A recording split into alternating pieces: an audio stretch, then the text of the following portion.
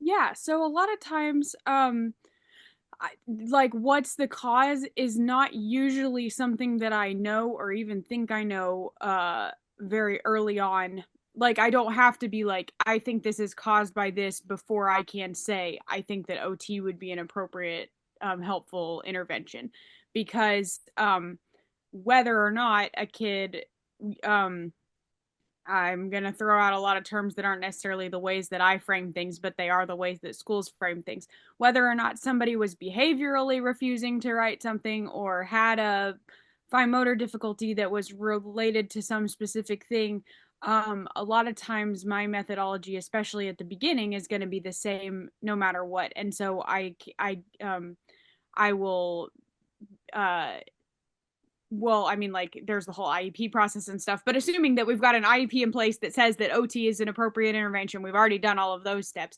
When I begin actually seeing the child, what I do with them is the same, because it involves a lot of trust and a lot of following their lead. And so I don't have to feel like I already know what it is that is going on for them before I can trust them and follow their lead and play. But then like later on down the line, I will start to get clues from observing them. I might notice that a foundational like physical skill is missing. I might notice that there's a sensory component that maybe nobody else would notice or maybe isn't known about or could be affecting them even with writing. I might notice that um, there's like a fear or an anxiety that's being disguised as refusal or like another emotion that feels safer and less vulnerable like anger or silliness or something like that.